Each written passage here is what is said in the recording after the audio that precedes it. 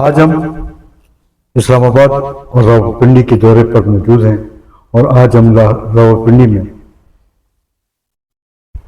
Federal board of revenue کے tax کا ورنن نئے بجٹ میں عوام کے ریلیف کے حوالے سے گفتگو کرنے کے لیے موجود ہیں، جو کہ ماہر قانون اور corporate revenue sales income tax adviser جناب عدنان سعید صاحب کے دفتر میں موجود ہیں۔ ہم آپ کو اپنے پروگرام قائد کا پاکستان ہماری پہچان پاکستان میں کشمیر نیوز چینل کے پروگرام میں خوش آمدید کہتے ہیں۔ السلام علیکم سر۔ السلام علیکم جی، کیا کیسے ہیں سر آپ؟ اللہ کا شکر، تھینک یو ویری مچ کہ آپ تشریف لائے میرے آفس میں۔ Thank you sir. سر ہمارے دیکھنے والے ناظرین کی آگاہی کے سلسلے میں آپ کا ابتدائی تعارف۔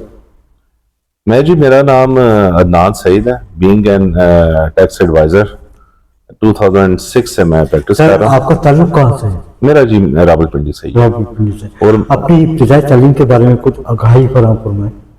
میری سر جو سکولنگ ہے وہ برکت علی ماڈل سکول کی ہے جی، اور جو باقی ہے میرا سارا کامرس کا بیک گراؤنڈ رہا ہے۔ جی جی راولپنڈی کالج آف کامرس سے میں نے بی کام کیا، جی آئی کام بھی میرا وہیں سے ہے، آئی کام میرا گورنمنٹ کالج آف کامرس سے ہے جی۔ تو اس کے بعد میں نے ماسٹرز کیا ہے ادھر سے میرٹ سے، پھر میں نے ماسٹر 2002 میں کیا تھا جی، ٹھیک ہے۔ تو ایل ایل بی جو ہے وہ میرا پنجاب یونیورسٹی سے ہے، مسلم لاء کالج سے۔ S M law college Karachi, Muslim law college Rawalpindi جی، اور جو یونیورسٹی ہے اس کی وہ پنجاب یونیورسٹی جو ہے۔ سر ماشاءاللہ آپ نے اعلیٰ تعلیم حاصل کی ہے۔ پاکستان میں دو تعلیمی نظام پائے جا رہے ہیں، وجوہات کیا ہے؟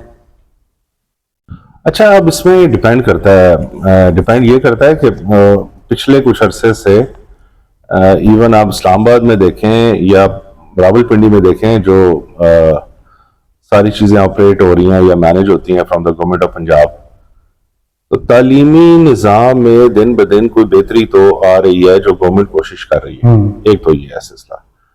اب یہ جو ڈپلیکیشن ہے یا جس کو آپ کہتے ہیں نا کہ ایک سائیڈ ہے میٹریکولیشن کی اور دوسری سائیڈ ہے اے لیول او لیول کی، تو اس کو پھر بیان کرتے ہوئے تو میرا خیال ہے انٹرویو شام ہو جائے گی جی، بس۔ اس میں آپ یہ سمجھ لیں کہ ہماری جو سوسائٹی ہے اس کے کچھ سیگمنٹس ہیں، کچھ سیگمنٹ جو ہے نا وہ اپنے آپ کو اپر لیول پہ رکھنے کے لیے انہوں نے یہ والا ایک ماڈیول کریٹ کیا ہوا۔ جب سے پرائیویٹ سیکٹر تعلیم میں عروج پر سامنے آیا ہے، تعلیم فروخت ہو رہی ہے، سرکاری تعلیمی معیار گرتا چلا جا رہا ہے، قائد کے پاکستان میں نئی نسل کا کیا مستقبل ہے؟ اچھا سر، اس میں بھی تھوڑا سا نا اگر آپ دیکھیں، فروخت بھی ایک ایسا ہے کہ میں نے جو اپنے پریویس جو آپ کا سوال تھا اس میں نے بیان کیا کہ یہ آلریڈی نا یہ دو سیگمنٹس بنا کے رکھے ہوئے ہیں جی۔ اب ایک سیگمنٹ ہے جو اپر کلاس ہے، ایک سیگمنٹ ہے جو لوور کلاس ہے، لیکن اب میں یہ پھر بھی گزارش کروں گا کہ گورنمنٹ آف پنجاب نے یا جو فیڈرل گورنمنٹ ہے انہوں نے ایجوکیشن کو کافی چیزوں کو مینج کرنے کی کوشش کی ہے۔ جب آپ پچھلے کچھ سالوں کا رزلٹ دیکھیں، آپ کو یاد ہوگا کہ پہلے پرسنٹیج جو ہے ایک وننگ اسٹوڈنٹ کی ہوتی تھی وہ 75 ہوتی تھی، 80 ہوتی تھی، اب بھی 99.3 99.5۔ اس کا مطلب یہ ہے کہ چاہے اس لیول کا اسٹوڈنٹ ہو چاہے اس لیول کا اسٹوڈنٹ ہو، مین چیز یہ دیکھی جاتی ہے محنت۔ تو اس سائڈ کے بھی اسٹوڈنٹ جو ہے آپ کو قابل، محنتی، ایجوکیشن سے ایماندار ملیں گے کہ ہمارا جو پرسنٹیج آف دا رزلٹ ہے وہ دن بدن بہتر ہو رہا ہے۔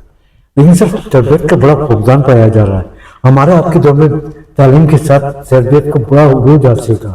اچھا سر، تربیت جو ہے نا یہ ڈیپینڈ کرتی ہے پھر آپ کے انوائرمنٹ سے، سرکمسٹانسز سے، گھر کے حالات سے۔ 100% آپ اسکولوں پہ یا حکومت پہ تو نہیں پھینک سکتے نا۔ تو تربیت کا فقدان ڈیفینیٹلی ہے. پہلے ہمارے دور میں جس طریقے سے بڑوں کا ادب کیا جاتا تھا اس میں ڈیفینیٹلی نا فرق تو آیا. اور یہ اب اس میں بھی بہت زیادہ اگر ہم یہ ڈسکشن کریں کہ اس میں ہمارا بھی قصور ہے. اس کا مطلب ہے کہ ہمارے ماں باپ اچھے تھے, ہماری تربیت اچھی نہیں ہے اپنے بچوں کی. قصور تو ہے, ہر چیز ہم بچوں پہ بھی نہیں پھینک سکتے نا. پھر معاشرہ ایسا ہو گیا ہے, پھر یہ انٹرنیٹ کا دور ہے, یہ سارے معاملات چل رہے ہیں. تو آپ کے خیال میں تعلیمی نظام کو کیسے بہتر بنایا جا سکتا ہے؟ سر, تعلیمی نظام کو بہتر بنانے کا جو ہے نا عنصر, یہ ہمارے ملک میں سب سے پہلے تو یہ ہے, تعلیمی نظام کو صرف مانا جاتا ہے جی انگلش لینگویج. انگلش ایک لینگویج ہے. میں شاید سوال سے تھوڑا سا ہو رہا ہوں سائڈ پہ, لیکن ہمیں صرف انگلش کو ایز اے لینگویج ہی لینا چاہیے. ہمارے ملک میں کسی قسم کا کوئی ریسرچ ورک نہیں. ہمارا جو فوکس ہے یا جو ایچ ای سی ہے, جو ڈفرنٹ گرانٹس دیتا ہے یونیورسٹیز کو, جو پبلک سیکٹر یونیورسٹیز ہیں, ان میں ایک تو انکم کا ذریعہ ہے جو اسٹوڈنٹ وغیرہ فیسیں دے رہے ہیں. دوسرا ایچ ای سی یا فیڈرل گورنمنٹ یا پروونشل گورنمنٹ ان کو اچھا خاصا فنڈ دیتی ہیں. وہ فنڈ اگر پراپرلی ریسرچ ورک پہ لگے تو ہمارا یہ سسٹم بہت بہتر ہو جائے گا. جو بجٹ ہے وہ کچھ اور ہی طریقے سے خرچ ہو جاتا ہے, پراپرلی ریسرچ ورک پہ خرچ ہوتا ہے. اس لیے اگر آپ دوسرے ملکوں سے اگر آپ دیکھیں نا, آپ کمپیریزن کرتے ہیں, تو ہمارا ڈے بائی ڈے جو ایک سسٹم ہے نا تعلیمی نظام, بچے محنتی ہیں, ان کو اس طرح کا سکوپ نہیں مل رہا, ریسرچ ورک ہے نہیں ہے, جس کی وجہ سے ہمارا تعلیمی نظام بہتر نہیں ہو رہا. اچھا, اب اس میں جو دوسرا سیگمنٹ تھا اے لیول او لیول والا, جو لوگ بیئر کر سکتے ہیں ایکسپینسز, اور وہ پھر اس سائڈ پہ لے کے جاتے ہیں کہ یار ہم پیرالل انٹرنیشنلی اپنے بچوں کو کوئی ایسی ایجوکیشن دیں جو کل کلا اگر یہاں سے موو بھی کرنا ہو اس ملک سے تو چلے وہ کسی جگہ پہ جا کے کھڑے ہو سکیں. جب سے پرائیویٹ تعلیم عروج پر آئی ہے سر, دیکھنے میں آ رہا ہے کہ رٹا سسٹم شروع ہو گیا ہے, اور قومیں ترقی کرتی تعلیم کی بنیاد پر. نالج ختم ہو گیا, نالج. اور دیکھیں اس میں بھی ایک دوڑ ہے نمبرز کی. نمبر لے لیے جائیں, رٹا مار لیا جائے, نالج گین نہ کیا جائے. ہمارے دور میں پھر میں کہوں فوکس تھا نالج پہ. اگر ہمارے نمبر جو تھے نا 70-75-80% آتے تھے تو فوکس نالج کی طرف تھا. آج کل فوکس جو ہے ڈیفینیٹلی نمبرز کی طرف ہے, لیکن یہ ایک بھیڑ چال ہے. اس کو اب میرا نہیں خیال کہ اب ہم چینج بھی کر سکتے. آپ کی طرف واپس آتے ہیں سر. ایک طرف آپ نے لا کی ڈگری حاصل کی, دوسری طرف آپ ٹیکس ایڈوائزر بن گئے, کیسا محسوس کیا آپ نے؟ اچھا سر, میں تھوڑا سا اپنا بیک گراؤنڈ بتاؤں کہ میں پہلے ٹیکس ایڈوائزر تھا. میں راولپنڈی اسلام آباد ٹیکس بار کا ممبر ہوں 2006 سے. 2006 سے ہی میرا آئی ٹی پی کا لائسنس ہے, اور میں پراپر جو ہے نا انڈیپینڈنٹ پریکٹس کر رہا ہوں 2006 سے. تو لا پھر میں نے بعد میں کیا تھا. تو کیسا محسوس کرتے ہیں سر؟ کیسا محسوس کرتے ہیں؟ الحمدللہ جو سیگمنٹس ہیں لا کے, کہ پہلے میں صرف ایک ٹیکس کنسلٹنٹ تھا اور صرف ٹیکس ہی کی پریکٹس کر سکتا تھا.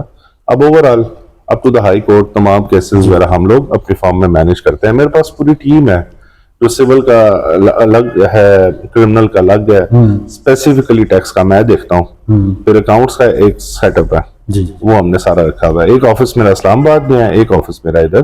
سر سیلس ریونیو کارپوریٹ کی طرف کیسے آنا ہوا؟ کیسے آنا ہوا؟ اچھا, اس میں پھر میرا نا ایجوکیشن بیک گراؤنڈ اگر آپ دیکھیں تو پیورلی کامرس رہا ہے, اور ساتھ لائر ہے.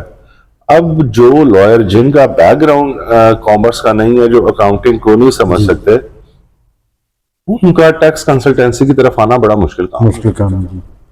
ہم لوگوں کو فگر ورک بھی پتا ہے, کیونکہ ابھی آپ دیکھیں سیلز ٹیکس ایکٹ ہے, انکم ٹیکس آرڈیننس ہے, ان کی ہر فگر کے پیچھے دیکھا جائے تو ایک قانون ہے.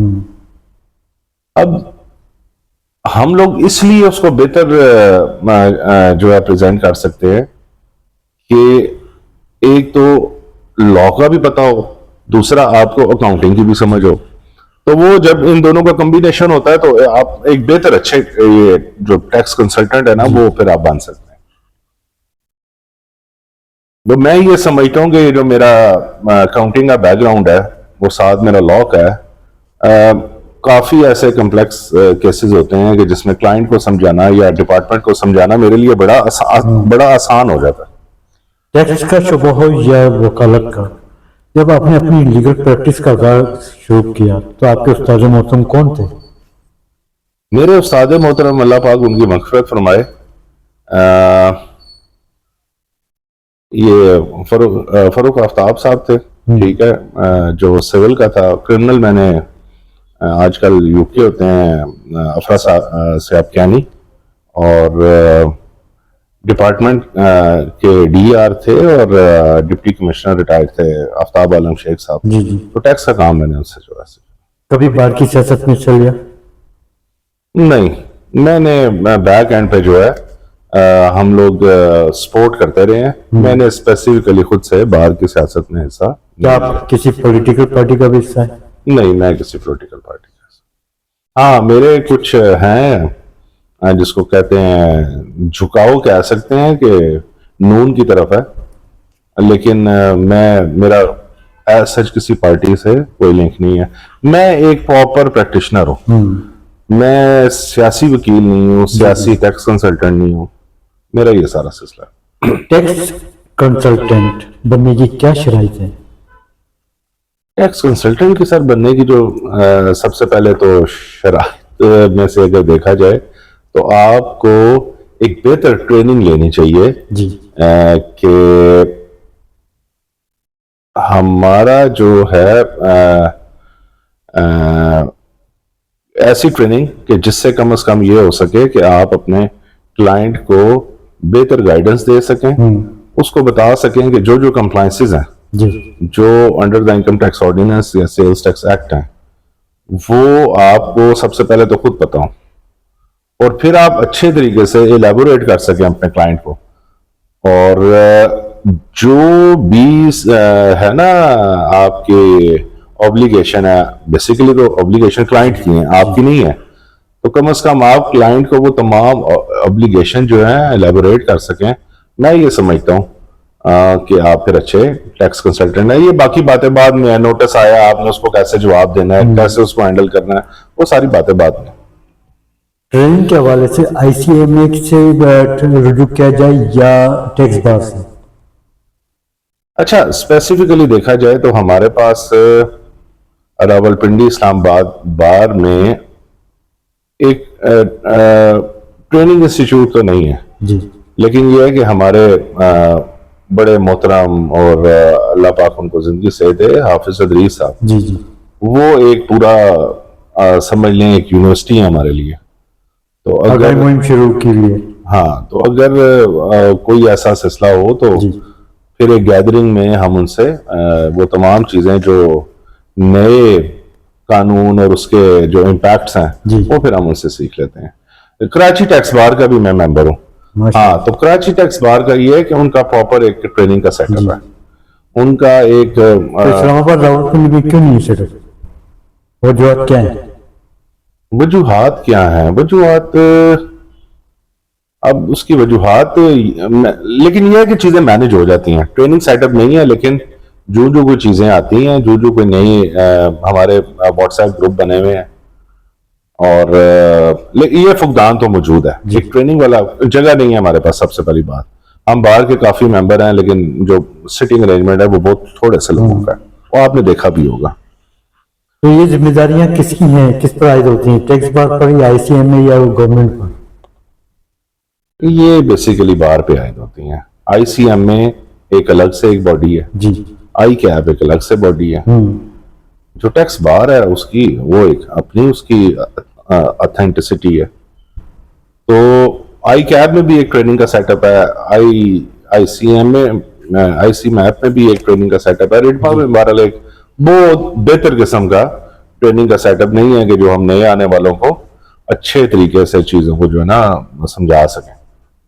बाहर की सियासत हमने देखी है, तो बाहर की सियासत में मुंतखब होने के बाद बाहर की क़यादत या तो अपनी ज़ाती मफादात के खातिर झुक जाती है या बिक जाती है। बेंच चेहरा शनासाई के तहत फैसले करती नजर आ रही है। वजूहत क्या है सर? सर ये जब से पाकिस्तान बना है तब से ऐसे ही है। आप मैं स्पेसिफिकली टैक्स बार के हवाले से बात नहीं कर रहा। मैं खुद जो मेंबर हूँ और जो मेरी रजिस्ट्रेशन है वो इस्लामाबाद बार काउंसिल के अंडर है। ठीक है, मैं लाइफ मेंबर हूँ इसका, high court bar association Islamabad का लाइफ मेंबर हूँ। ये इसका लाइफ मेंबर हूँ IBA का, इस्लामाबाद बार एसोसिएशन का, जो डिस्ट्रिक्ट बार है। तो इसमें सारा कुछ यही है कि जी हम आपके लिए ये करेंगे, वो करेंगे, ऐसे करेंगे, लेकिन अल्टीमेटली बेनिफिट जो है ना, जो कैबिनेट है जिसमें प्रेसिडेंट है, जनरल सेक्रेटरी है, वाइस प्रेसिडेंट है, ये लोग ही फायदे उठाते हैं। ये ऐसा जिसको आप, और मेरा मेन रीजन ही यही है सियासत में ना आने की वजह से। कि मुझे भी ये पता है कि अगर मैं खामखा जो है इन सियासी मामलात में अपना वक्त जाया करूं, तो क्यों ना मैं आराम से बैठ के प्रैक्टिस करूं और मैं लोगों की खिदमत करूं। मैं आज आपको एक ना बड़े मजे की बात बताऊं। जी जी। अल्हम्दुलिल्लाह मेरे पास नंबर ऑफ क्लाइंट जो है ना बड़ा मुनासिब है। अल्हम्दुलिल्लाह पिंडी इस्लामाबाद में बड़े बेहतर लोग मुझे जानते हैं, लेकिन मैंने अपनी फीसें, अपने मामलात ऐसे ही रखे हुए हैं कि जैसे मैं लोगों की खिदमत कर रहा हूँ। कि मेरा एक सिस्टम चलता रहे, मेरे मामलात चलते रहे, लेकिन मेन जो मेरा मोटिव है वो लोगों की खिदमत करना। पाकिस्तान की हर बार जो है कंप्यूटराइज्ड है, चेक एंड बैलेंस नजर नहीं आता, जाली बकरा की भरमार पाई जा रही है। आप जैसे प्रोफेशनल शख्सियत पूरी तरह मुतासिर होती है। जाली बकरा की भरमार को कैसे रोका जाए? अच्छा, ये पहले तो नहीं जी, लेकिन पिछले 2-3 सालों से इस्लामाबाद बार एसोसिएशन है, plus Rawalpindi district bar association Chaudhary Naeem गुजर साहब तशरीफ फरमा है। हाँ, जो नईम गुजर है उन्होंने भी काफी इनिशिएटिव लिया है। फिर ये जो है आपका रावलपिंडी डिस्ट्रिक्ट बार है, इन्होंने काफी इनिशिएटिव लिया और काफी ऐसे मैं तो एक आपको बताऊं, एक साहब जिनकी मैं समझता हूँ कि कोई सैकड़ों केस थे मर्डर ट्रायल के, और काफियों को रिलीफ भी दे चुके थे जी। रिपोर्टेड जजमेंट्स भी थी। तो वो बाद में पता चला कि वो उनके पास जाली डिग्री थी। तो ये है कि इन दिनों माशाल्लाह पिछले 2-4 सालों में बड़ा सफाया किया जी। और अब जो सफाया कर रहे हैं बेहतरी भी आएगी। जो नए आने वाले हैं, चले हम तो किसी जगह पर स्टैंड किए हुए हैं, जो नए आने वाले बच्चे हैं उनके लिए बड़ा फायदा हो जाएगा इसका। फेडरल बोर्ड ऑफ रेवेन्यू के टैक्स गवर्निंग क्या है सर? टैक्स गवर्निंग क्या है? देखिए, मैंने आपसे गुजारिश की है ना कि फेडरल एक्साइज ड्यूटी है, उसका एक एक्ट है, सेल्स टैक्स एक्ट है, इनकम टैक्स ऑर्डिनेंस है, कस्टम्स है। और अच्छा, इसको पहले सबसे पहले आप इसको बयान करने से पहले आपको सबसे पहले ये बताओ, एक सेगमेंट है डायरेक्ट टैक्स का, एक सेगमेंट है इनडायरेक्ट टैक्स का। तो हमारे मुल्क में ये पहले किसी दौर में था CBR, central board of revenue, ठीक है, तो बाद में ये बन गया फेडरल बोर्ड ऑफ रेवेन्यू। तो ये basically customs, federal excise duty, sales tax और इनकम टैक्स, ये FBR बेसिकली स्पेसिफिकली डील कर रहा है। अभी कुछ नए भी सेगमेंट्स आए हैं, लाइक एंटी मनी लॉन्ड्रिंग के हवाले से है, फिर बेनामी है, जो इन्हीं के अंडर ये चीजों को देखा जा रहा है FBR के अंडर। सेल्फ रेवेन्यू के शोबेजात में शॉर्टफॉल जिम्मेदार कौन? किसके रेवेन्यू में?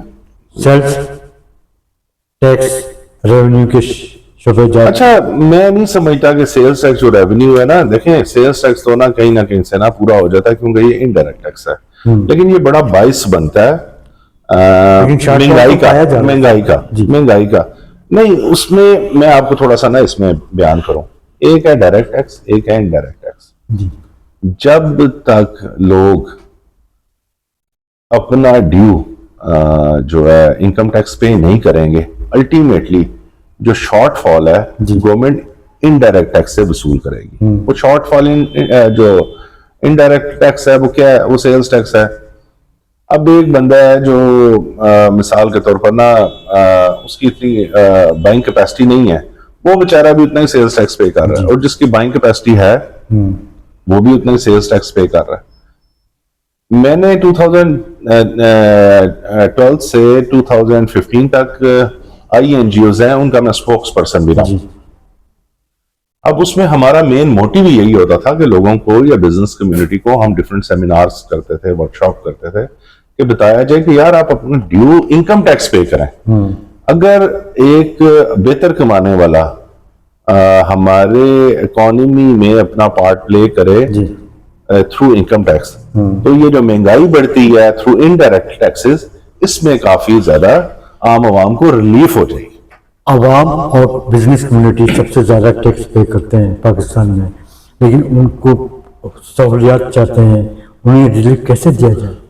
سر اس میں بھی آئیں جو میں نے گزارش کیا نا کہ انڈائریکٹ اور ڈائریکٹ ٹیکسیشن میں, اور یہ جو میں نے آپ کے پچھلے سوال میں تھوڑی سی چیزوں کو گوش گزار کرنے کی کوشش کی ہے, یہ زیادہ تر جو ٹیکس وصول کیا جا رہا ہے اس وقت ود ہولڈنگ, جس میں آپ کے تنخواہ دار طبقہ دے رہا ہے ٹیکس, یا کارپوریٹ اینٹیز دے رہی ہیں. یہ جو درمیان والا طبقہ ہے نا, میں یہ سمجھتا ہوں کہ یہ اپنا اس طرح پارٹ پلے اکانومی کے اندر نہیں کر رہا. یا کارپوریٹ اینٹی دے رہی ہے, پراپر دے رہی ہے, یا پھر آپ کا تنخواہ دار دے رہا ہے. یہ درمیان کا جو ہے پورشن, میں اس کا نام نہیں لینا چاہوں گا, وہ اپنا صحیح طریقے سے پارٹ پلے نہیں کر رہا. پلس گورنمنٹ کا جو ہے وہ فوکس ایگزسٹنگ ٹیکس پیئر پہ ہے, انہی کو ہراش کیا جا رہا ہے ایف بی آر کی طرف سے, انہی سے جو ہے نا ڈفرنٹ چیزوں سے وصول کیا جا رہا ہے. براڈننگ آف ٹیکس بیس کی طرف ہم لوگ نہیں جا رہے. چیف کمشنر سے لے کے نیچے تک کا طبقہ جو ہے کرپشن میں ملوث ہے, پایا جا رہا ہے. ٹیکس پیئر کو نوٹسز جاری کیے جا رہے ہیں, 3 دن 4 دن کا وقت دیا جاتا ہے. جو ٹیکس پیئر موجود ہیں انہیں نوٹسز جاری کرنے کی وجوہات کیا ہیں؟ دوسرا سوال اسی بھی یہ ہے کہ جو نیٹ پہ موجود نہیں ہے ٹیکس پیئر, ان کو کیسے نیٹ پہ لایا جائے؟ بہت زیادہ ذرائع ہیں. گورنمنٹ کے پاس ایک پورا سسٹم ہے. کوئی بندہ گاڑی خرید رہا ہے, کوئی پلاٹ خرید رہا ہے, اور وہ اس نے پہلے کبھی بھی ریٹرن فائل نہیں کی ہوئی, یہاں سے وہ ڈیٹا نکالا جا سکتا ہے. پلس ود ہولڈنگ سے جو ڈفرینٹ ادارے ود ہولڈنگ کر رہے ہیں, ٹھیک ہے, وہاں سے ان کا ڈیٹا ایکسٹریکٹ کیا جا سکتا ہے. دوسرا یہ ہے کہ کیش اکانومی پہ نا انحصار کم ہونا چاہیے. ویسے تو پوری دنیا میں کیش اور ہے نا برابر چل رہے, ڈاکومنٹڈ اور کیش اکانومی پیرالل چلتی ہے. یہاں پر بھی ہے, لیکن اس ہمارے ملک میں تھوڑی کیش اکانومی کا مارجن زیادہ ہو گیا, جس کی وجہ سے لوگوں کا, آپ نے دیکھا ہوگا لوگ بھی گورنمنٹ نے پیٹرول وغیرہ سب کچھ بڑھایا, لیکن لوگوں کو فرق نہیں پڑا. گاڑیاں ویسے ہی چل رہی ہیں, معاملات ویسے ہی چل رہے ہیں, کیونکہ لوگوں کے پاس اتنا سرمایہ پیسہ موجود ہے. وہ گورنمنٹ کے ایکسچیکر میں نہیں جا رہا, لیکن ان کا اپنا لائف سٹائل ٹھیک چل رہا ہے. جو بوجھ بنا ہوا ہے ایگزسٹنگ ٹیکس پیئر پہ بنا ہوا ہے. ہمیں ہر سال نہ دیکھیں ایک گورنمنٹ ٹارگٹ بنائے, ہم نے ہمارے اتنے مثال کے طور پر ہیں ابھی ایگزسٹنگ ٹیکس پیئر, ہم نے ہر سال نا 10-15,000 20,000 ٹیکس پیئر کو جو ہے اس ایمبٹ میں لے کے آنا ہے. اس چیز کا فوکس ہوگا تو انشاءاللہ ملک میں ریونیو بھی انکم ٹیکس کی بیسس پہ جو ابھی آپ نے ذکر کیا ہے ریٹرن فائلنگ کے حوالے سے, اس پر بھی سوال نشان پایا جا رہا ہے. کہاں خامیاں پیش آ رہی ہیں؟ سر ابھی لوگ جو ریٹرنز فائل کر رہے ہیں نا, وہ صرف اور صرف بینگ اے فائلر ہی بڑے کم لوگ ہیں. جس طرح ہم لوگ ہیں پریکٹس کرتے ہیں, کلائنٹ کو بتاتے ہیں جناب یہ آپ کا اتنا ٹیکس بنتا ہے اور یہ آپ نے پے کرنا ہی کرنا ہے. کیونکہ ہمارے جیسے جو لائرز ہیں, ٹیکس کنسلٹنٹ ہیں, ہمارا کام پریزنٹیشن ہے, ہمارا کام ٹیکس کو چھپانا نہیں ہے, ہمارا کام انڈر دا لا رہ کے ریٹرن فائل کروانا ہے, اور جو ڈیو ٹیکسز ہیں وہ بھی اپنے کلائنٹ سے پے کروانا ہوتا ہے. جو ایک سسٹم مارکیٹ کا چل رہا ہے ریٹرنز کا, زیادہ تر لوگ تو اس کو ایک تو ہر بندہ آنا نہیں چاہتا ہراشمنٹ کی وجہ سے, ٹھیک ہے, کیونکہ ایگزسٹنگ ٹیکس پیئر کو انہوں نے ایسے یہ نچوڑا کھنگالتے ہیں, یہ ہر بندہ اس ایمبٹ میں آنا نہیں چاہتا. بزنس کا ماحول ہو, معاملات جو ہے نا, دیکھیں آپ کسی سے پیسے لے رہے ہیں جی, اب جیسے آپ یورپ میں دیکھیں تو آپ اگر جب ٹیکس وغیرہ پے کرتے ہیں آپ کو اس کے کچھ بینیفٹس ملتے ہیں. یہ بات لمبی ہو جائے گی آپ, لیکن تھوڑا سا میں اس کو کہنا چاہوں گا کیونکہ میں نے الحمدللہ یورپ, یو کے, امریکہ, یہ وہ تمام ٹیکسیشن سسٹم بھی میں نے خود جا کے اور ڈفرینٹ کانفرنس میں نے حصہ بھی لیا.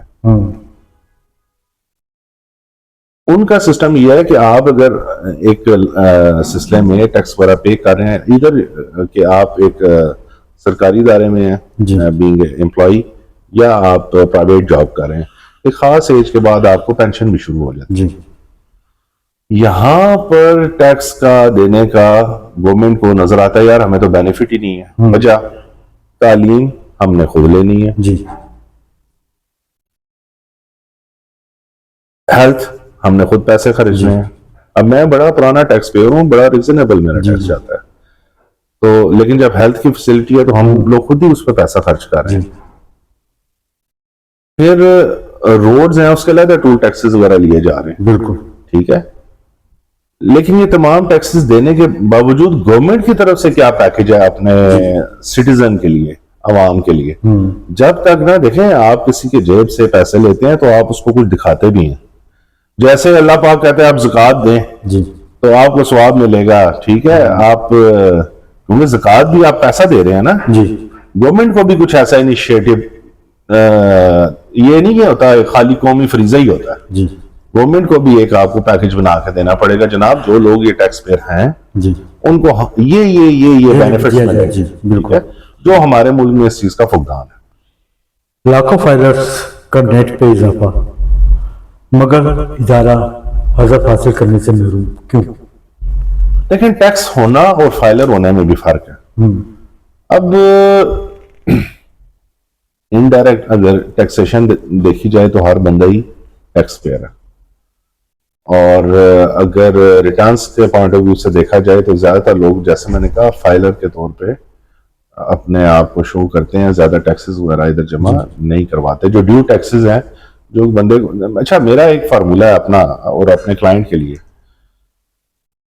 آپ کا لائف سٹائل, میں اپنے اکثر کلائنٹ کو کہتا ہوتا ہوں کہ آپ کا لائف سٹائل آپ کی ٹیکس ریٹرن کے ساتھ میچ ہونا چاہیے. رائٹ, ٹھیک ہے, تو اگر آپ کا لائف سٹائل آپ کی ٹیکس ریٹرن کے ساتھ میچ نہیں ہے تو اس کا مطلب ہے کہ دیر از سم تھنگ.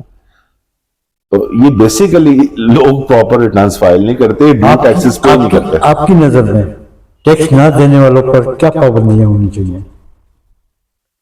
پیچھے سالدار صاحب کے دور سے لے کے ابھی تک جو فائلر اور نان فائلر کی سیگریگیشن انہوں نے رکھی تو ہے, تو اس میں کچھ سختیاں بھی کی ہیں کہ جی اگر کوئی فائلر ہے تو وہ اس کا لیٹ سے پروفٹ آن ڈیٹ ہے تو 20% ہے, نان فائلر ہے تو 40% ہے. اسی طرح پراپرٹی خریدتے ہیں اس میں بھی سیگریگیشن کی ہوئی ہے, filer, non filer, late filer کے لیے. تو گورنمنٹ کوشش تو کر رہی ہے. بجٹ سے قبل وفاقی وزیر خزانہ اورنگزیب صاحب IMF کے پاس تنخواہ دار طبقے کے حوالے سے کیوں جاتے ہیں جبکہ انہوں نے 200% کے حساب سے اپنی تنخواہیں مقرر کی؟ پارلیمنٹ میں بھی, سینیٹ میں بھی تنخواہ دار طبقے کے پاس جانے کی کیا وجوہات تھی؟ میں آپ کا یہ سوال سمجھ نہیں سکا. IMF میں تنخواہ دار طبقے کے حوالے سے جانا؟ جی, اورنگزیب صاحب گئے ہیں, تشریف لے کے گئے ہیں اور ان سے تنخواہ کے حوالے سے ذکر کیا. تنخواہوں کے حوالے سے ذکر کیا, بیوروکریسی کی تنخواہوں کے نہیں, وہ بڑھانے کے حوالے سے. بڑھانے کے حوالے سے ہمارے اب یہ بھی ہے نا, ملک میں انفلیشن ہے, معاملات ہیں, سارا کچھ ہے. اس ٹائم جو زیادہ تر یہ طبقہ پسا ہوا ہے یہ پینشنرز ہیں. پھر ہمارے جو چھوٹے کیڈر کے لوگ ہیں ان کی جو تنخواہیں ہیں, اگر آپ مہنگائی کو دیکھیں, انفلیشن کو دیکھیں تو وہ میچ نہیں کر رہے. بالکل, وہ تو ایک امپیکٹ ہے. لیکن اب IMF بھی چونکہ ہم ان سے قرضے لے رہے ہیں, ہم نے جی زوری ہم نے ان کی بات ماننی ہے, تو وہ یہ سفارشات تو لے کے جاتے ہی ہیں. वफाकी बजट 5 जून को पेश होना था, जो कि अब 8 और 12 जून को अभी डेट पेश उन्होंने होना। अनाउंस नहीं की। हाँ। हाँ जी, तो वजह क्या अंदरूनी कहानी क्या है? अंदरूनी कहानी पीपल्स पार्टी और नून है, इनकी आपस में सेटलमेंट हो जाएगी कुछ नुकात पे, तो इंशाल्लाह डेट भी मिल जाएगी। वफाकी बजट कैसा होगा सर? वफाकी बजट सर हर दफा की तरह ही होगा, और ये जो भी इंटरनेशनल सिनेरियो है जंगों का, और ये देखा जाए तो वफाकी बजट सख्त होगा। लाइक ये भी हो सकता है कि जो आपका इनडायरेक्ट टैक्स है, सेल्स टैक्स 1% बढ़ा दिया जाए। अच्छा, इसे 1% बढ़ाने से ये महंगाई में बहुत ज्यादा इम्पैक्ट आएगा। वफाकी बजट में क्या तनख्वाहदार तबके को और आवाम को कोई रिलीफ मिलेगा? सर एक मार्जिनल रिलीफ तो कह सकते हैं कि थोड़ी सी तनख्वाह बढ़ा दी है, लेकिन ये लेट्स से मैं अब आपको थोड़ा सा ना प्रपोजिशन इसकी समझाने की कोशिश करता हूँ। प्रपोजिशन ये है, तनख्वाह बढ़ती है लेट्स से 15%, लेकिन मार्केट में जो एक लाइफस्टाइल है, अब दूध दही साबुन जितनी भी यूटिलिटीज है, मैं लग्जरी की बात नहीं कर रहा, वो इतनी हद तक बढ़ जाती हैं कि वो जो 10 to 15% सैलरी बढ़ती है उसका इम्पैक्ट अवाम को मिलता ही नहीं। तवानाई दौरान मुल्क में सनतकार परेशान, कारोबारी शख्सियत मुतासर हो रही है, सोलर पैनल पे भी टैक्सेस लगा। सर ये सनत की बात है ना, मैन्युफैक्चरिंग की गवर्नमेंट ने बहुत ज्यादा रिलीफ दिया है मैन्युफैक्चरर्स को, हमेशा फोकस किया है मैन्युफैक्चरर्स को कि यार ये लोग हमारे लिए प्रॉपर एक्सपोर्ट जो है ये अर्न करके देंगे और हमारे मुल्क में फॉरेन रेमिटेंस आएगी। लेकिन मैं ये समझता हूँ कि वो खातर ख्वाह जिसको कहते हैं ना, मैन्युफैक्चरर्स भी अपना जो गवर्नमेंट उनसे चाहती है उस तरीके से वो परफॉर्म नहीं कर सके आज तक। जी, बड़े सेक्टर्स को जो मैन्युफैक्चरर्स हैं, गवर्नमेंट बड़ा रिलीफ देने की कोशिश करती है कि ये इसके अगेंस्ट हमें एक्सपोर्ट्स आए। जी, आईटी का एक शोबा है जो एक्सपोर्ट ऑफ सर्विसेज है, उसकी वजह से तो काफी रेवेन्यू हमारे पास आ रहा है, मींस फॉरेन रेमिटेंस आ रही है। लेकिन ये को बहुत खातर ख्वाह हमें मैन्युफैक्चर साइड से हमें एक एक्सपोर्ट वाली साइड से कोई बहुत बेनिफिट नहीं मिल रहा, अनलेस गवर्नमेंट ने इनको बहुत ज्यादा नवाजा है और बहुत इनको टैक्स की छूट दी हुई है। बिजनेस कम्युनिटी के वाले से चैम्बर्स लीकेज गिरती है, इस पर भी सवालिया निशान पाया जा रहा है, खामियां कहाँ पेश आ रही हैं सर?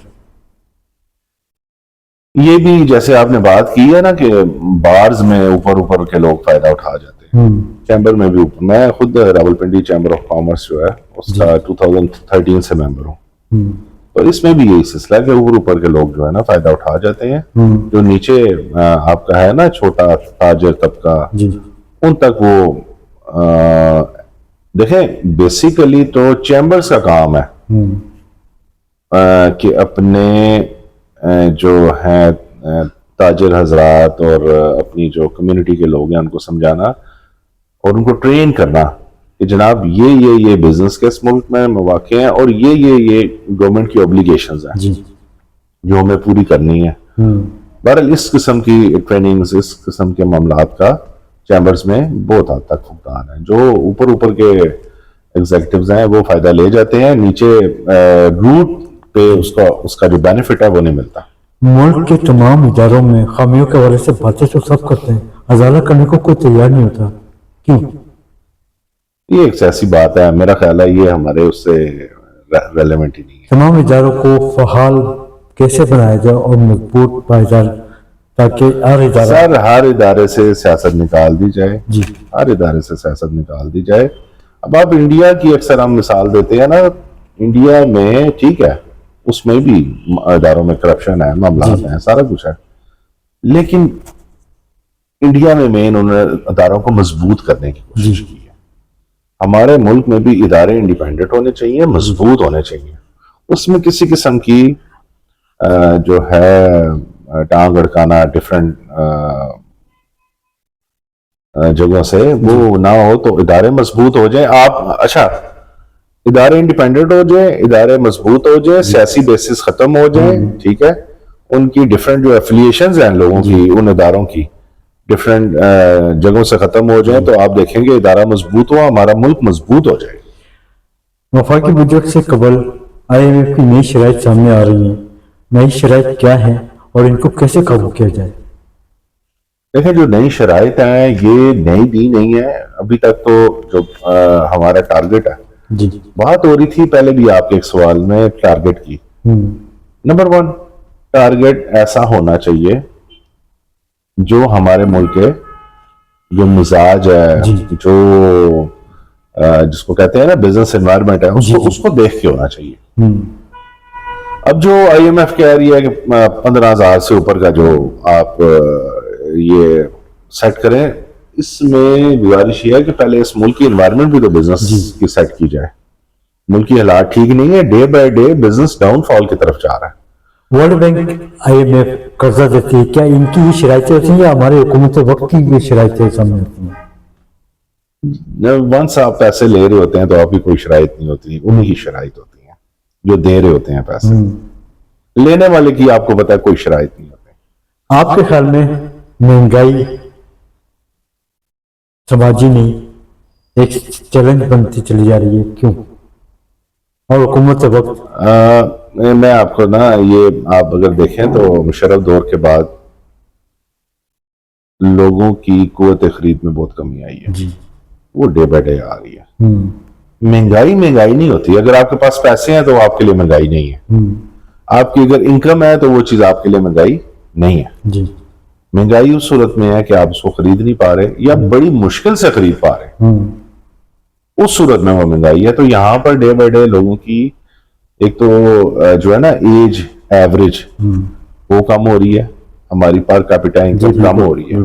ठीक है, और ये अच्छा साइन नहीं है कि इस मुल्क में इसका मतलब है रहना बड़ा स्ट्रगलिंग है। बिल्कुल। एक तो आपका एज एवरेज कम हो रही है, नंबर 1। नंबर 2 जनाब आपकी पर कैपिटा इनकम कम हो रही है। और इसी को फिर आप अगर महंगाई के सिनेरियो में देखें, जब आपके पास इनकम नहीं है तो आपकी buying capacity day by day खत्म होती जाएगी। बढ़ती हुई महंगाई से सफेद पोश घराना बुरी तरह मुतासर हो रहा है, बहुत ज्यादा मुतासर हुआ। तो इसको कैसे हल किया जाए, इनको कैसे आगे लेके आया जाए? सर, डिफरेंट मौके क्रिएट किए जाएं, ये गवर्नमेंट कर सकती है। जी। ठीक है, मैं ये खुद समझता हूँ ये जो इस तरह के है ना इनकम सपोर्ट प्रोग्राम्स और ये वो, इनको थोड़ा सा साइड पे करके तो नए बच्चों के लिए ऐसे जिसको कहते हैं ना स्किल प्रोग्राम वो इंट्रोड्यूस किए जाएं। ये जो आपके शुरू के सवालात थे कि जिसमें एक एजुकेशन सिस्टम है, एजुकेशन सिस्टम को एक डिटो नहीं लेके जाना चाहिए, उसमें जिद्दत आनी चाहिए। अब जो एजुकेशन है वो स्किल बेस्ड होनी चाहिए। अब जो स्किल बेस्ड एजुकेशन है वो अगर हमारे मुल्क में होगी तो मैं ये समझता हूँ कि नए नए जो बच्चे हैं वो उस तरह की एजुकेशन लेके आते हैं। आया वो एजुकेशन सपोर्टेड एजुकेशन है, वो फंडेड एजुकेशन है, वो जो भी है, मैं ये समझता हूँ तो कि वो उन खानदानों के लिए बड़ा बेहतर हो जाएगा। ठीक है, वो उन खानदानों के लिए बड़ा बेहतर हो जाएगा कि उनके जो नए बच्चे हैं उनके लिए सपोर्टिव हो जाएंगे जी। उसी से नए मौके भी मार्केट में जो है आएंगे। महंगाई और कर्जों को कैसे कंट्रोल किया जा सकता है आपकी नजर में? महंगाई और कर्जों को देखें, कर्जे होंगे और जिस तरीके से हमने इंटरेस्ट वगैरह पे करने होते हैं IMF और जिन जिन बॉडी से आप कर्जा जात लेते हैं जी, जब हमें वो पैसा रिटर्न करना होता है, वो सारे मामला होते हैं। जैसे पीछे हमने अभी UAE को भी पैसा दिया तो काफी हमारे मुल्क में इफेक्ट आया। अभी काफी मुल्कों के हालात ठीक नहीं है। जो मैं ये समझता हूँ जो फॉरेन रेमिटेंस पाकिस्तानी भेजते थे इस मुल्क में, तो इन 1-2 महीने में थोड़ा सा उसका इम्पैक्ट भी आया, अच्छा इम्पैक्ट नहीं आया। ईरान अमेरिका जंग बंदी, क्या आपकी नजर में पाकिस्तान मजीद फायदे उठाने में कामयाब हो सकता है? मैं ये समझता हूँ अभी भी पाकिस्तान ने कोई फायदा नहीं उठाया इस देखें हमारा स्टेटस क्या है? हमारा स्टेटस है हम मीडिएशन कर रहे हैं बेसिकली, और ना हम उस साइड पे भी कोई अपनी बात इम्पोज कर सकते हैं, ना हम इस साइड पे कोई बात इम्पोज कर सकते हैं। तो मीडिएशन में होना जो पाकिस्तान माशाल्लाह अच्छा किरदार तो अदा कर रहा है, लेकिन आप देख सकते हैं कि ये जो सिनेरियो है ऑयल का, کہ اس آئل بیسیکلی نا کیا چیز ہے جس نے ٹرانسپورٹ کرنا ہے، پوری سبزی بھی ٹرانسپورٹ کرنی ہے، گڈز بھی ٹرانسپورٹ کرنی ہے، فنش گڈز بھی ٹرانسپورٹ کرنی ہے، را مٹیریل بھی ٹرانسپورٹ کرنا ہے. اگر وہ اتنا مہنگا ہوگا اور جس طریقے سے فیول پرائسز بڑھی ہیں تو میں نہیں سمجھتا کہ آگے کے حالات کوئی مہنگائی کے والے سے بہت اچھے ہوں گے. ہم لوگ تو دعا گو ہیں کہ یہ جنگ کے جو بادل ہیں یہ چھٹ جائیں، چیزیں ریگولرائز ہو جائیں، پیٹرول کے پرائسز نیچے آئیں، تو پھر میں سمجھتا ہوں ہماری اکانومی کے لیے یہ بہت بہتر ہوگا. آپ کی نظر میں کیا مہنگائی کم ہوگی؟ اگر یہ جنگ کے بادل ذرا چھٹ جاتے ہیں تو پیٹرول کی پرائسز کم ہوتی ہیں تو میں یہ سمجھتا ہوں کہ پھر یہ مہنگائی کم ہو سکتی ہے، ادروائز مشکل ہے. آپ ایک پروفیشنل شخصیت کے ساتھ راولپنڈی اسلام آباد کے ایک عام شہری بھی ہیں. عام شہری کے مسائل کیا ہیں؟ جو میں نے جناب کو بیان کیا ہے کہ we are the taxpayers, اور ہم یہ سارے معاملات جو ہیں صبح سے شام تک محنت کر رہے ہیں، لوگوں کی خدمت بھی کر رہے ہیں، اپنے لیے کوئی الحمدللہ مناسب ارننگ بھی کر رہے ہیں. تو اگر ہم تمام چیزوں میں گورنمنٹ میں پارٹ پلے کر رہے ہیں اس کے against being a citizen of Pakistan, ہمیں اس طریقے سے جو ہے، میں ان لوگوں کی بات نہیں کرتا جو ٹیکس وغیرہ پے نہیں کرتے، میں ان کی بات کرتا ہوں جو عام شہری ہے اور وہ فیڈرل ایکسچیکر میں، پروونشل ایکسچیکر میں اپنا پارٹ پلے کر رہے ہیں، لیکن ہیلتھ، ایجوکیشن، ماحولیات، روڈ کے مسائل، اور وہ پھر بھی جو ہے یہ برداشت کر رہے ہیں. اور میں نے ایک بات کی تھی ایج ایوریج کی، وہ اسی لیے کم بھی ہو رہی ہے کہ میں اس ٹائم سمجھتا ہوں کہ ہمارے ملک میں اس ٹائم جو ہے نا بڑی سٹرگلنگ لائف ہے، اور اگر ہم اس ملک کے شہری ہیں اور یہاں پر ہم نے ادھر ہی رہنا ہے، ہمارا مرنا جینا ادھر ہی ہے، تو بہرحال اس ملک کی لائف بہت سٹرگلنگ ہوگی ہے. کیا آپ کو روشن پاکستان نظر آتا ہے؟ امید تو اچھی رکھنی چاہیے، امید تو اچھی رکھنی چاہیے، یہ تو 1947 سے امید تو اچھی رکھنی چاہیے. لیکن اب آپ دیکھ رہے ہیں کہ ڈے بائی ڈے جس طرح کے معاملات چل رہے ہیں، میرا جہاں تک خیال ہے کہ شاید ایران میں بھی اتنے مشکل حالات نہیں ہوں گے جنگ ہے جس کے بعد جو مشکل حالات یہاں پر شروع ہو گئے. ٹھیک ہے، کشمیر پہ بات کرتا ہے. 27 اکتوبر 1947 کشمیر کا یوم سیاہ دن. کشمیری عوام اپنے حقوق سے محروم، آزادی کے منتظر ہیں. آپ کے تجربات کی روشنی میں، کیونکہ آپ کا آنا جانا کشمیر رہتا ہے، آپ کے تجربات کی روشنی میں مسئلہ کشمیر کا حل کیا ہے؟ مسئلہ کشمیر کا حل وہی ہے کہ جو وہاں کی عوام کی امنگوں کے مطابق ہے، چاہے وہ اس سائڈ کا کشمیر ہو چاہے وہ اس سائڈ کا کشمیر، دونوں سائڈ کی جو عوام سوچتی ہے، جو کشمیری سوچتے ہیں، جو کشمیری امنگیں ہیں، ان کے مطابق ہونا چاہیے. کشمیری مجاہدین کی بے تحاشا قربانیاں، سفارتی تعلقات نظر نہیں آتے، اقوام متحدہ خاموش تماشائی بنی ہوئی ہے. وہ شروع سے ہی ہے، اس مسئلے میں تو شروع سے ہی ہے. حل کیا ہے کشمیر کا؟ حل کیا ہے کشمیر کا؟ بہرحال یہ میرے سے ریلیونٹ کویسچن نہیں ہے، لیکن میں اس میں پھر یہی گزارش کروں گا کہ حل جو بھی ہو عوامی کشمیری عوام کی امنگوں کے مطابق. مودی سرکار کا عمدہ قانون، کشمیری لیڈر یاسین ملک زندگی اور موت کی کشمکش میں جیل میں قید ہیں. مشال ملک صاحبہ انصاف کی فراہمی کے حوالے سے در بدر کے دروازے کھٹکھٹا رہی ہیں. آپ کیا سمجھتے ہیں کہ مشال ملک کی کاوشوں سے یاسین ملک کو کوئی انصاف مل پائے گا؟ سر اس میں اگر آپ دیکھیں نا کہ جو انڈیا ہے اس کا ایک بڑا رول ہے ہر ادارے میں، انٹرنیشنلی ہر ادارے میں، اور اس کی جو خارجہ پالیسی ہے ماشاءاللہ پچھلے مئی 2025 کے بعد ہماری کو خارجہ پالیسی بہتر ہونا شروع ہوئی ہے. انڈیا کی کئی سالوں سے خارجہ پالیسی بہت اچھی ہے. ایون دو ہم اگر کسی چیز کو سچ بھی بول رہے ہیں تو اس کو ساری زندگی جھوٹ سمجھا جاتا رہا. انڈیا جھوٹ بھی بولتا ہے تو اس کو سچ سمجھا جاتا ہے. تو میں یہ سمجھتا ہوں کہ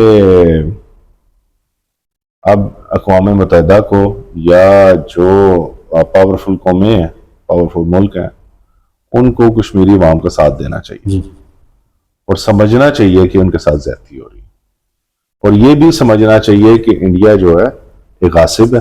جی انڈیا نے جو ہے کشمیر پہ غاصبانہ قبضہ کیا ہے جو بالکل عوامی امنگوں کے خلاف ہے اور یہ انٹرنیشنل لا کے بھی خلاف ہے. جی. اقوام متحدہ کے حوالے سے فیلڈ مارشل عاصم منیر وزیر اعظم پاکستان محمد شہباز شریف نے حال ہی میں کشمیر کو اجاگر کرتے ہوئے کشمیر کی آزادی کے سلسلے میں آواز بلند کی ہے عالمی سطح پر. آپ کیا سمجھتے ہیں کہ ان دونوں لیڈران کی وجہ سے کوئی تبدیلی آ سکتی ہے؟ بالکل آ سکتی ہے انشاءاللہ. یہ جس طریقے سے میں نے یہ گزارش کی ہے نا کہ جس طرح ہماری ڈے بائی ڈے ابھی خارجہ پالیسی ہماری بہتر ہوئی ہے. جی. ہم نے کئی ایسے ناراض ملک ہیں جو پچھلے کئی سالوں میں ناراض تھے ان کو منانے کی کوشش کی ہے. لوگوں نے ہماری اہمیت کو سمجھنا شروع کر دیا. اس اہمیت کے ساتھ ہی جب وزیر اعظم پاکستان اور فیلڈ مارشل صاحب نے کشمیر کا بھی نام لیا ہے جی. اور دیکھیں جب آپ کی بات کو سنا اور سمجھا جائے اس کے ساتھ آپ ایسے جو ایشوز ہیں جو بالکل نیچے گئے ہوئے تھے جی. ان ایشوز کو ابھی انہوں نے اجاگر کیا دوبارہ سے. جی.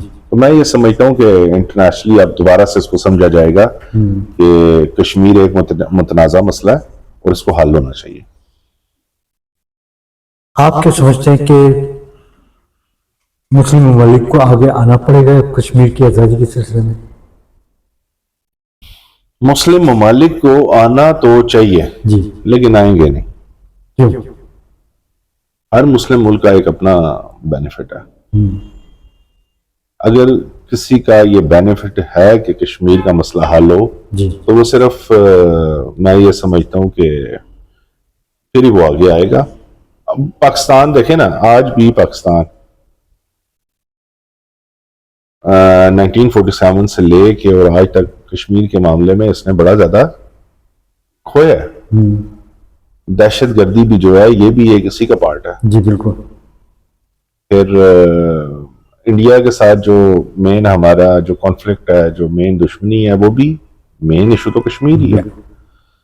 تو پاکستان کے علاوہ تو کسی نے بھی پارٹ لیا. آپ کے خیال میں کشمیر بنے گا پاکستان یا کشمیر بنے گا خود مختار؟